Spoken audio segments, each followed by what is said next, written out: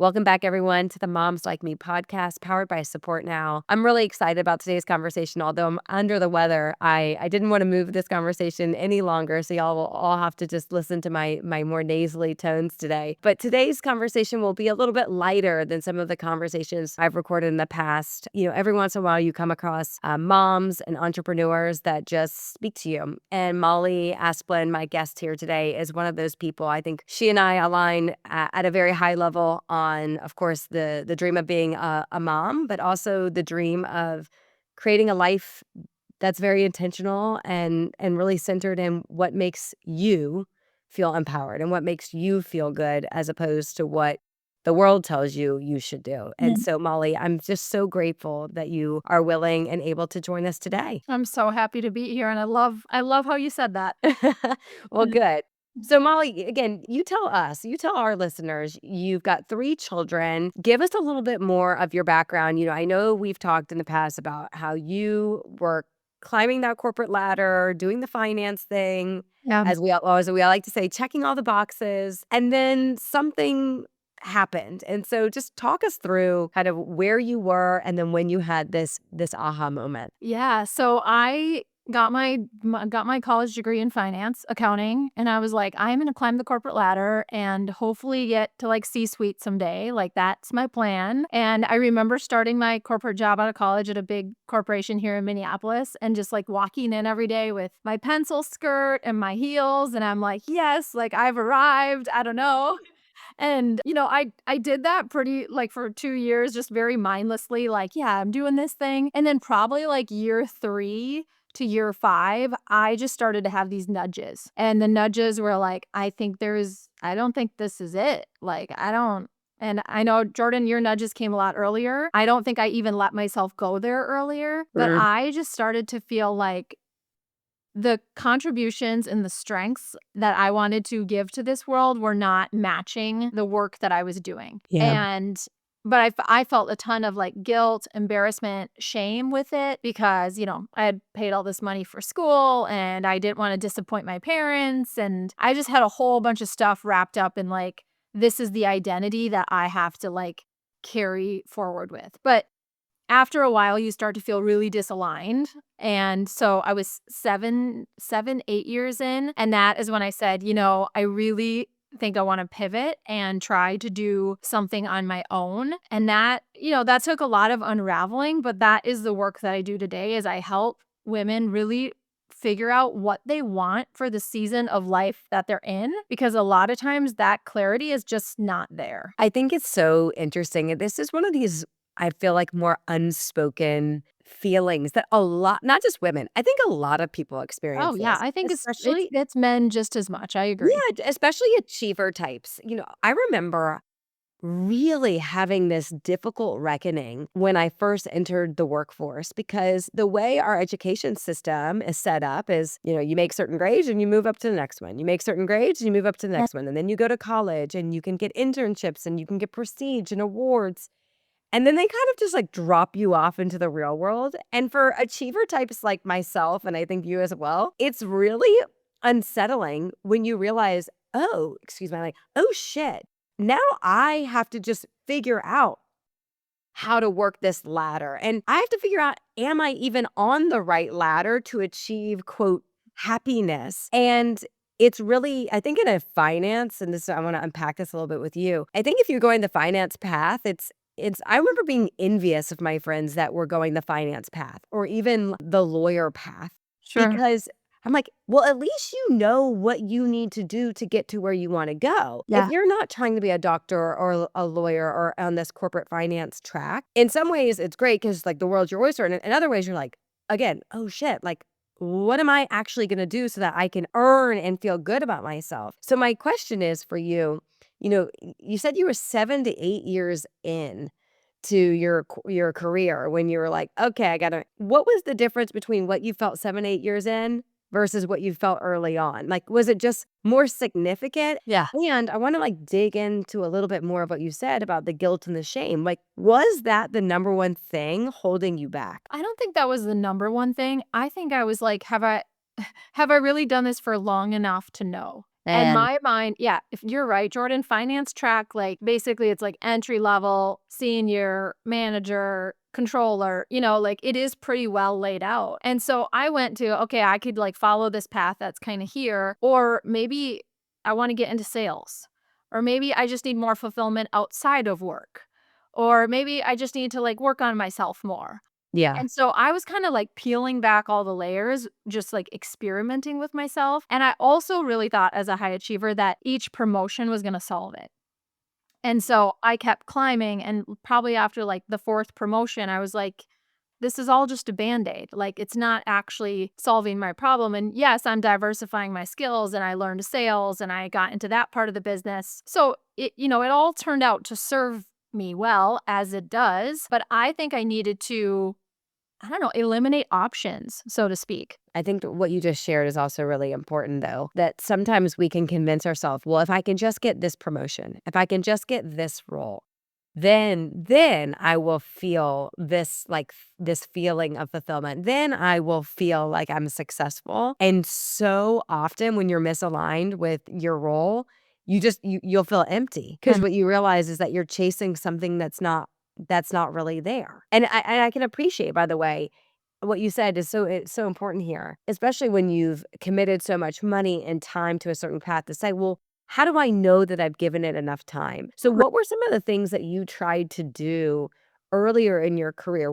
Did you find mentors? Did you find just kind of, did you have like a committee of people that you could confide in to say, hey, is this supposed to feel like this? Or is this just hard and I'm not used to it? What were some of the ways that you kind of got through that? yeah, mentors for sure. I was big on like networking within the organization, and not just so that I could climb more, but so that I could really understand, like, are these people happy?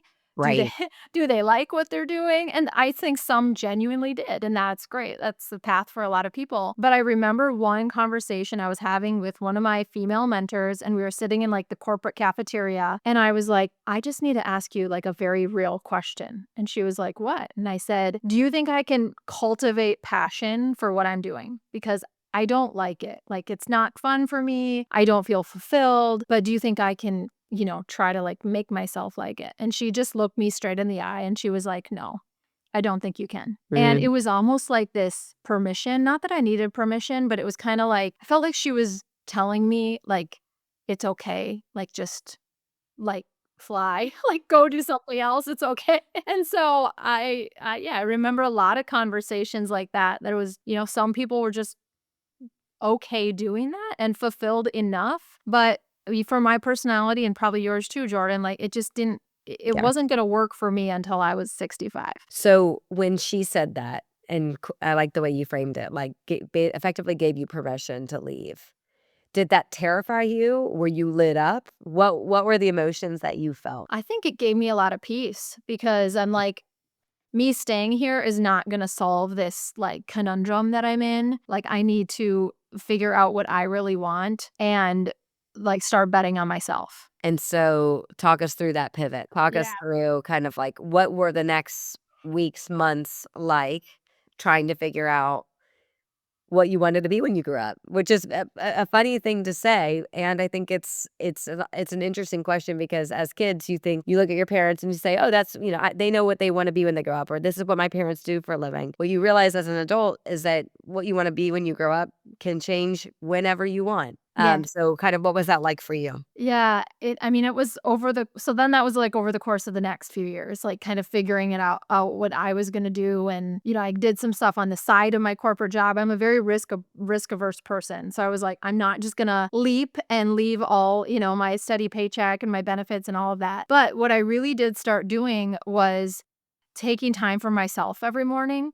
Like, I was a very go, go, go person, and I remembered I just started, like, giving myself quiet time in the morning. I started doing some personal development, started journaling, like, reading, like, books like The Miracle Morning and kind of these, like, entry-level personal development books that just got my mind thinking in a much more open way. I You grew up in a super, like, small town traditional family, and so no one around me, like, really thought differently than the traditional path. I started meeting other people who were, like, outside of corporate roles and female entrepreneurs. I remember I went to this conference that was like, it was a lot of bloggers and writers I think I was the only one from corporate there. And I was like, wow, all these women in that situation was all women have created like lines of work that are their own. And so it just like I got in the room with other entrepreneurs and it just started to show me a different path. That's so exciting when you see, oh, there's a different way of doing this. And you're Yeah, right. Part of the battle for a lot of people is if you've only been exposed to one way of earning and living, totally. you don't even know what's out there. No. One other thing I did too during my corporate, it was in my last year of corporate. I hired a life coach. I barely knew her, but I was like, I don't know, I needed to like talk to someone about this. And I remember like after our hour session, she was like, it really sounds like you need to quit your job.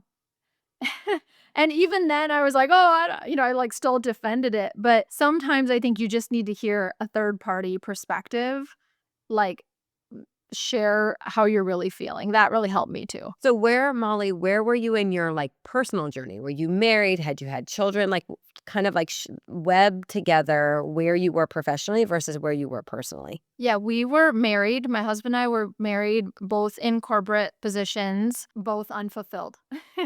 And so we were both like, that probably didn't help matters, or maybe it did help matters, but we were both talking a lot about like, I don't know if this path is for us right now. Like, it seems like we need to explore other ways of working. That's so funny that Yeah. you guys were both in the same mindset. What a doozy at night. How was your day, honey? Yeah. Yeah, we were not happy, and we're like, 7 years out of college, like, what are we doing with our lives? Wait, so Mm. I have to ask, is he still in the role or in the profession that he's in, or did he also pivot? He also pivoted, yeah, so we've both done a few different things since then, and, yeah, he ended up getting into sales, and then, yeah, now he is back in, like, a big corporate position again, but in a different one, and I don't know, we've kinda navigated it around, but in ways that feel good for us, and that's what I think is really important for everyone to understand, and Jordan and I were talking about this before we recorded, is you have to give yourself permission to evolve, and, like, it's not a one size fits all, and what worked for me even 2 years ago with that season of life is different than what's working for me now with 3 kids, and they're a little bit older now. Like, I think every season kind of forces you to reevaluate, and I just don't think that's a bad thing. I think it's a really healthy thing. Thinking back, when was that one moment where you were like, "I know what I wanna do?" So you talked about, like, the entrepreneurship or the conference that you went to where you were amongst entrepreneurs and bloggers, but when did it strike? When did the idea of being this coach and really helping others kinda, like, find their voice, find their purpose click for you? I don't know if there's one specific moment, Jordan, but I do know that when I started just verbally sharing how I was feeling to friends, colleagues, like I feel like I want to do something that feels more fulfilling and that aligns with my strengths, and they were like, people were just like, "Whoa, yeah, like me too." And then working with like some of my girlfriends on it, like, "Well, what do you think you would want to do?" And just I felt extreme passion when people would like share with me, kind of the things that they weren't sharing with other people on like their life aspirations, how they wanted life to feel, what wasn't working. Like when people started opening up to me about like what wasn't going great in life or what was, I just like I found so much joy in like helping people with career transition, helping them look at it in a different way. I mean, I knew there was something there. Were you exploring anything else at the same time? Like, were you testing different things, or did it become very clear to you early on that, like, you saw something that a lot of people struggle with this, and I'm gonna pursue it kind of casually with some friends to validate this hypothesis while also doing some other things, or how did you approach it? Yeah, well, I have a big passion for health and fitness as well. And so I would teach fitness classes on the side. I was doing some online coaching. And I was like, there's definitely something here with health and fitness. But the more I would talk to women about what was really going on, it was always about so much more than a workout. Mm. It's like, yeah, okay, so you want to lose 10 pounds. Cool. But there was always like so much more to unpack. And what I really started to realize is like women and men, they want to feel good about what they're doing on a day to day basis. Like they want to feel alive. They want to feel excited. They don't want to feel like sluggish and like they're going through the motions. Like they want to live this grateful life, but there's a lot of things around them that need work. And yeah, maybe their energy level and their health and fitness is a piece of it. But I could tell there was so much more to the equation. So I know we've talked about this before, but you talk about a lot on your website, like doing the inner work. And I Mhm. think this is a phrase that like gets thrown out a lot, but what does that mean? I think you have to start with reflecting honestly about like what no longer fits. And I think a lot of us are conditioned to, and you can make the analogy to health and fitness, like, well, I just want to do what I did before kids, or I Mm. just want to, work like I did in my 20s.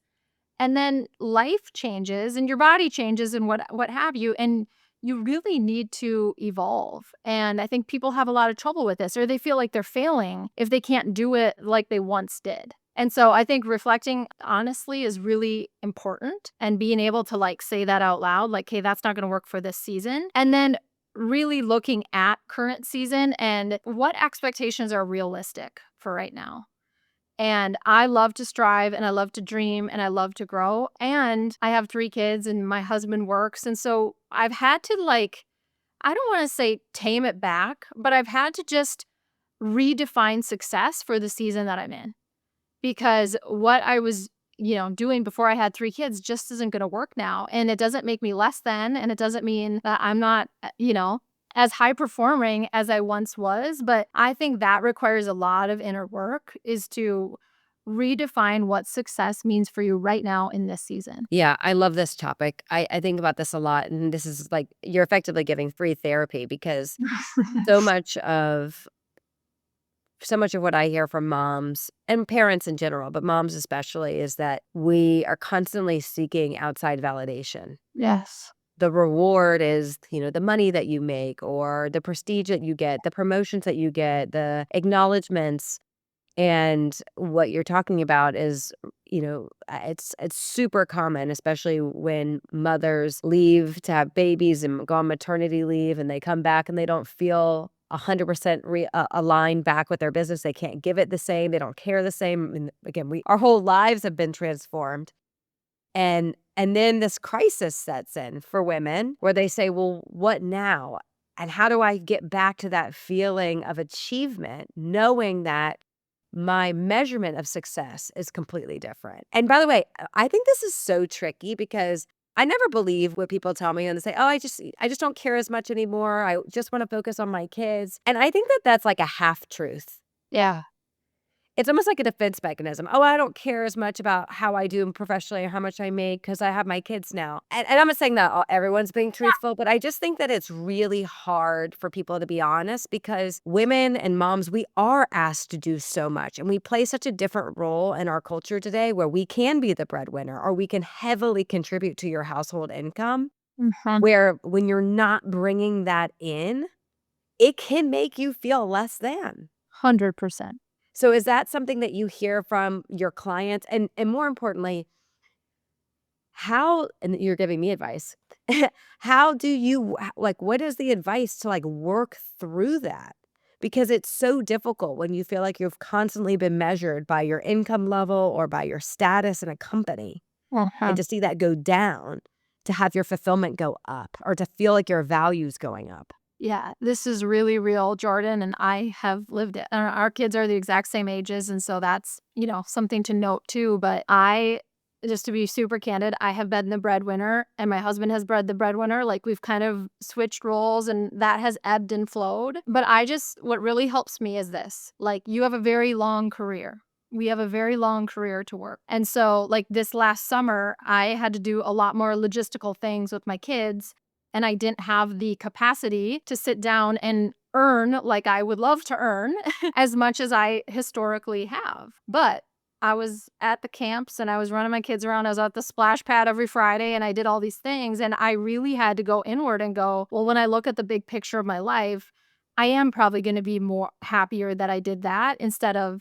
sitting out and grinding it out at my computer to earn another 50K or something. I don't know. And so that helps me, but it's a mind game, and I've had to lean in a lot to intrinsic motivation, because you don't get external validation from your kids, right? Like, yeah, they might say that was really fun or, thanks for taking us. But a lot of times they're whining or crying. It's like you don't get that. There's no feedback there. Yeah. And so I had to start like giving my own internal feedback. I think that's a great point. I actually just did an Instagram reel on this, how, like, your kids, they don't care about your title, they don't care about how much money they No. make. They legitimately, all they want is you. Right. That's legitimately all they want. They just want to know that they are important and Right. that they are the priority, that they can get the attention they need. Of course, when you have young kids like us, it's not always easy to give. Right. So I can completely relate to what you're saying. I know something that I struggle with. Sometimes it's less about what I feel I tell myself. I struggle with the story that I tell that other people will judge me. Yeah. And I don't know if that's uncommon. Like, for some reason, I know I struggle personally with the concern that if I were to take a step back in my career, that all of a sudden other people would take notice of that and wonder what happened. Mm.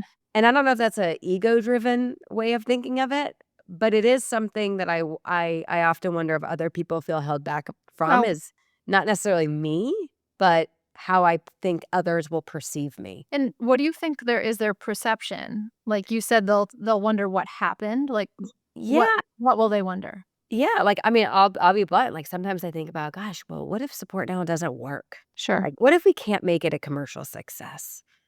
And I go to plenty of therapy for this, by the way, and I wonder if people will think less of me. Mhm. "Oh, she wasn't successful," or "She couldn't figure it out. She tried really hard, but it didn't work." Like, the failure label, I think, is what's very difficult for me. And it's just like it's I do this exercise with myself pretty frequently, where, like, on a Mhm. weekly basis, I tell myself, "Okay, so what?" Yeah. But I do think that there's a lot of working women that are out there living their life based off of the fear of it not working Uh-huh. versus living for, "Well, I'm just gonna live and do the things that I want to pursue Right. without fear of what could happen." So is Mhm. that something you see with some of the women you work with? Yeah, I think a lot of high achievers especially are motivated, if that's what we wanna call it, or worried about the fear of failure. But then I think that's where the conversation goes, well, do you enjoy the work that you're doing? And are you fulfilled generally on a day-to-day basis? Because then, Jordan, even if Support Now were to fail, you would probably look back and go, well, I met a ton of people. I grew my network. I learned how to create this online platform, and I think if you like what you're doing, whether it's with kids or career, and you feel, I'll say 80% fulfilled by that, then I think that's the Yeah. win. And then there is really no failure. I agree. I think something that my husband has coached me through is, he often tells me whether it is or it isn't. Like, would you look back on this chapter and say, "I wish I didn't do it"? Like, Exactly. of course not. You're so glad you did it. Look at all these things that has happened as a result of it. Like, Mhm. there's an old Chinese proverb that I talk about all the time about the Chinese farmer. Like, you don't get to know what's happening next. It's like this Yep. this question of, well, you know, good news or bad news. It's like, well, we don't know. We don't know what certain doors closing and what that means for other doors opening, et cetera, et cetera. And so, if you live your life waiting for, like, a certain person or a consensus to build that something is good or bad, you're not really living. You just have to keep going. That's what Mhm. life is. It's just like the pursuit. Like, it's this It is the pursuit. pursuit. Yeah, you're right. So I really thank you for allowing me to go down that track. Mm. One of the questions I have for you, though, is how does the line of work you do impact how you parent? Oh my gosh. I mean, I hear from so many women, and specifically women who I'll say have gone before me, like their life experience has evolved more than they're older than me, and they will say things like, it all goes so fast. Like I feel like I hear that like daily lately, and I'm like, okay, I get it, I'm but not sure. I think it like the work that I do, I get a lot of perspective from a lot of different people, and many of, like I said, who are either farther in their careers than I am, or they're farther just in on their life journey than I am. And I think like that perspective of time and like you have time, like chill out, lady. I think that has really helped me parent. I give the example of the summer. Like, I don't think Molly a few years ago would have been able to like be this present this summer and quote unquote slow down with my kids had I not been exposed to the work that I do. Because I see so many women who look back and, almost with regret. They're like, it's done now, and my kids don't want to hang out with me anymore. And I missed it because I was working. And like Uh-huh. that kind of rocks me. So I'm like, okay, uh, you know, I will be present this summer and beyond summer too. But It's so interesting that you said that because I am also one of these people that rolls my eyes when people say time slow down or I know. time's a thief and all that. And it's not to say that I don't believe that. I do think that women or moms like us that had kids so close together, especially during COVID, we've had a very different experience than a lot of other Yeah. mothers out there. And again, it's not to say that one is better or worse, but I do think what we have experienced is quite different where we parented our children, especially our first two, in such unique circumstances where we were with our kids all the time because of the Mhm. pandemic, Love that. and there was no break from your kids. I've joked often with my husband that, like, time doesn't need to I've spent plenty of time with my kids through COVID and through post-COVID. I mean, it's such an unusual chapter that we've been through. Mhm. And at the exact same time, last night when I was putting to sleep my 5-year-old, it was truly one of the first times I looked at her and I thought, "Wow, she's never gonna be this age ever again."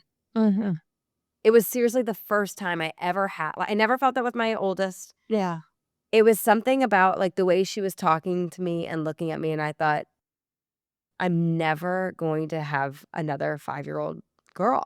Uh-huh. And, like, it is this strange dynamic that we all have to carry of, like, moving our lives forward, filling that personal fulfillment, professionally and personally, Yep.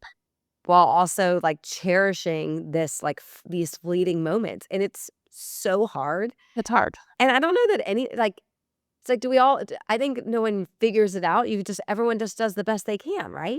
They do, and I just think it's like a dance. Like, because if I Mm. was with my kids 24/7 like we were in COVID, I would not be a good human. Like, I'm like you, Jordan, I'm like, "Okay, time slow down, really?" Like, you I was know, like, "Time speed up." I I'm can't like, do "Can we all get to age 5 so we can, like, well, do can something?" I at least get them potty trained? Like, come on.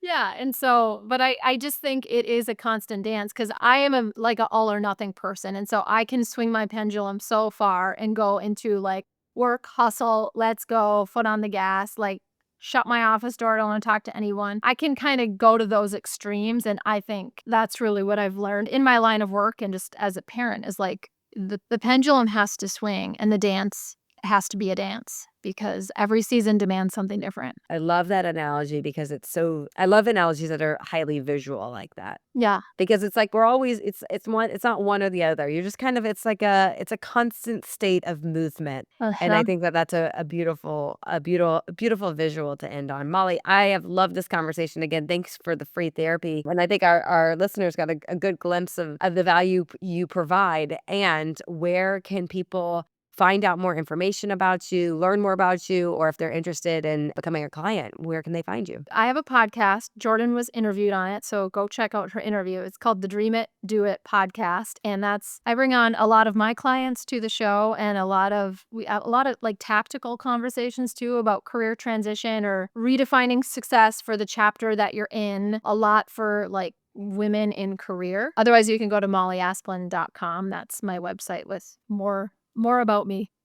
I love it. And your Instagram handle, if you don't mind. Yeah, my Instagram is molly.asplin. Awesome. Molly, thank you so much for joining us today. I really appreciate it. Again, always good to talk to another entrepreneur and mom that's doing all the things. Truly inspired by the conversation and look forward to more conversations. Awesome, Jordan. Thanks for having me.